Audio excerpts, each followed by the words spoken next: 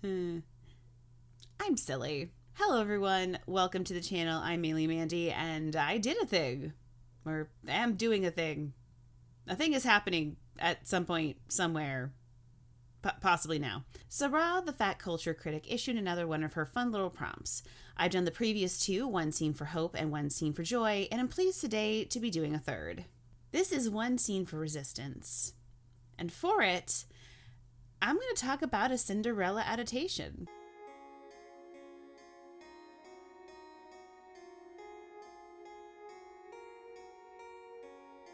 I told you I was silly. Just breathe. Ever After, a Cinderella Story came out in 1998, starring Drew Barrymore as Danielle, the Cinderella of this particular adaptation. Why don't you sleep with the pigs, Cindersoot, if you insist on smelling like one? Ever After is perhaps my favorite of the Cinderella stories, or at least one of them. We all know that the Brandy one is objectively the best. Impossible. Impossible. Impossible. Impossible. But Ever After has a lot going for it. Angelica Houston as the stepmother, Leonardo da Vinci acting as the pseudo-fairy godmother, and the more realistic approach, big quotes on realistic considering I just mentioned Da Vinci, makes it feel more grounded and maybe even more probable than previous adaptations. Also, a Cinderella who reads theory? If you suffer your people to be ill-educated and their manners corrupted from infancy, and then punish them for those crimes to which their first education disposed them, what else is to be concluded, sire, but that you first make thieves and then punish them? That's praxis. Seriously though, I love this movie so much. I love how one of the stepsisters is actually nice and also a victim of bullying who totally gets her own moment. Jacqueline, darling, I'd hate to think you had anything to do with this. Of course not, Mother. I'm only here for the food. I cry every time these two elderly servants get reunited. I always giggle at this scene because this delivery is just so perfect. What's it to be, Father? Hot oil or the rack? I will simply deny you the crown and live forever. And it also has perhaps my favorite moment of resistance. I think when we discuss resistance, we tend to think big, like people protesting in the streets, spitting in the faces of Nazis after a witty one-liner big. But standing up, rebelling against unfair structures of power doesn't always have to be so grand. During the Nazi occupation of France, a lesbian couple with big non-binary vibes helped undermine German rule simply by leaving notes in their matchsticks, providing false information about how the war was going, or sometimes just making blatant fun. They are undeniably heroes. In Ever After, Danielle defies her stepmother and sister in many subtle and not so subtle ways.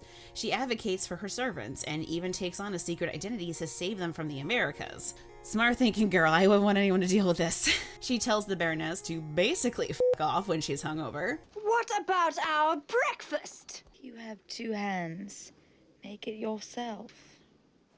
And she also stands up to her family by hiding her mother's dress so that Marguerite, the not-so-nice of the stepsisters, can't wear it to the ball. You'll produce that gown? I would rather die 1,000 deaths than to see my mother's dress on that spoiled, selfish cow! These acts are small, certainly not the kinds of things that will topple whole systems of power.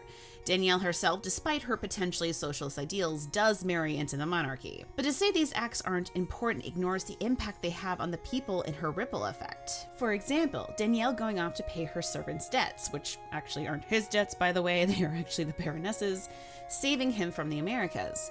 Yes, this has a very immediate, arguably even selfish effect for her. He's someone she knows and cares about. Of course, by helping him, she is making herself feel good, because he will still be in her life. This act also reunites him with his wife and sister-in-law? I'll be honest, I've never been entirely clear if she's related or not. Obviously family nevertheless, but also this leads to a chance meeting with the prince, who she almost immediately begins to radicalize and inspires him to free the rest of the men in that cart, and even those just affected by this unfair law. Didn't you hear? The prince went to the king and asked him to release all those men. He didn't. This small act led to big changes, not only changing the trajectory of the lives of every man in that cart, but also the very thinking of the prince himself. He has never previously considered a perspective like Danielle's before. Just by standing up for her morals and leading by example, she had a positive effect on his thinking, which, with his position as prince and future leader of the entire country in mind, could have huge consequences. But none of this is the scene in question I wanted to talk about. This is all just teaser. The scene I actually want to talk about comes when Prince Harry and Danielle have gotten lost in the woods. While Danielle is in a tree, In your undergarments, no less. Prince is attacked by a group of Romani. There's a bit of sword play and some fighting, but eventually leads to a standoff. Danielle demands they provide her with a horse and her possessions, to which the Romani leader says, "Milady, you may have anything you can carry." With that, this badass walks over to the prince and picks him up. And then she just starts walking away. I wanted to use this as my scene because it's not what you expected, is it? It's a small defiant act, charming to be sure, but an act of resistance? Maybe you've watched the scene a million times yourself and have never thought of it this way, but just give me a second and hear me out. At this moment, Danielle is playing by the Romani leader's rules. She's simultaneously calling him out while also technically obeying him to the letter.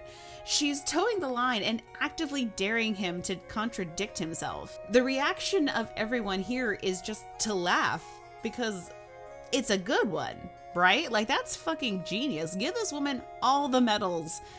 I love it so much. This act of resistance isn't world-shattering, but it does lead to Danielle and the prince earning the Romani's respect. They have a night with them spent as friends, soothing over any of the raw feelings that might still linger. The prince even invites them to his ball, an invitation they accept. Also, I do want to make it clear, I am not Romani, so I ultimately do not get to say how good or bad this representation is.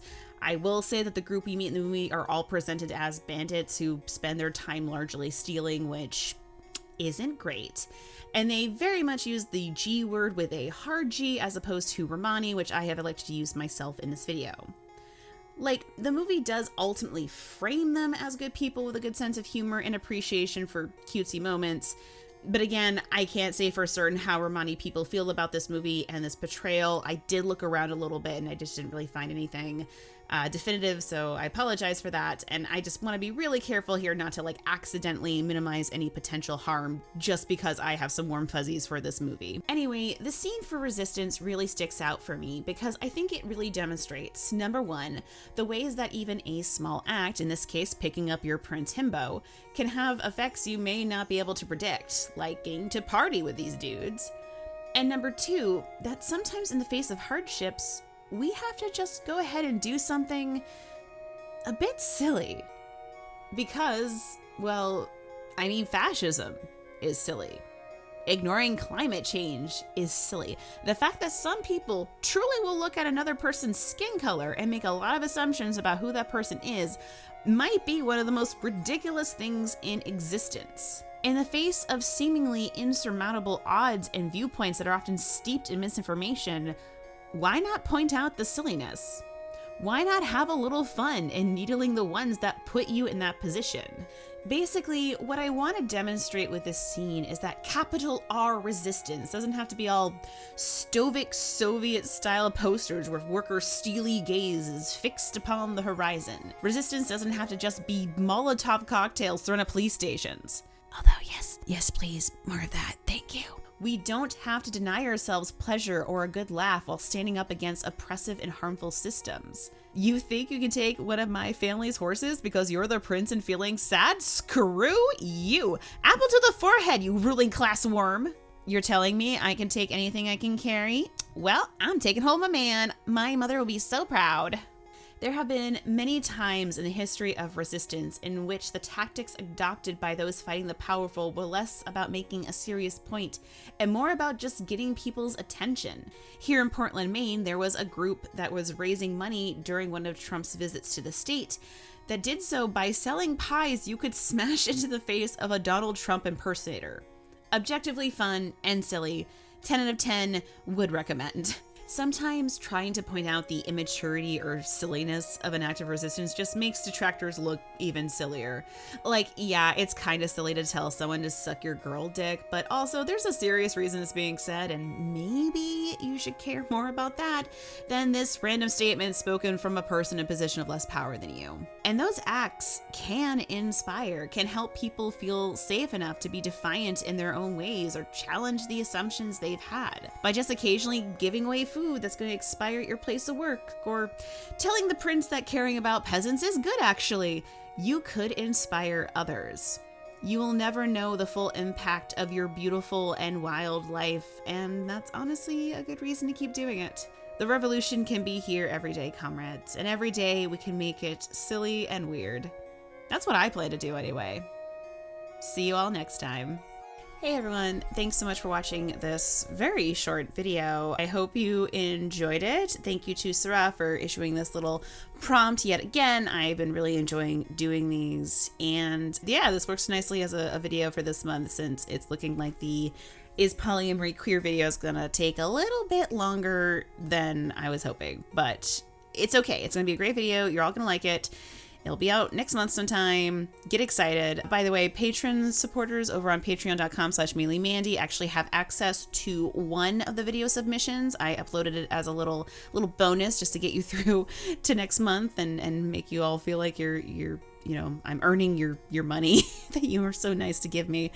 So if you're interested in seeing that, you can sign up at any tier, give however much is comfortable and doesn't, like, you know, obviously put you in a bad place, like pay your bills, sweetie, it's okay. But if you do that, you can have access to that video as well. And next month, I will also be making a compilation of all of the interviews or all the video submissions I got for that video that you'll have access to, because I got some cool people, yo, and they've got some really cool thoughts. So definitely stick around, check that out. I'll see you all next month. I hope you enjoyed this, and subscribe if you love Ever After because you have good taste. Please come back. I'll give you a horse.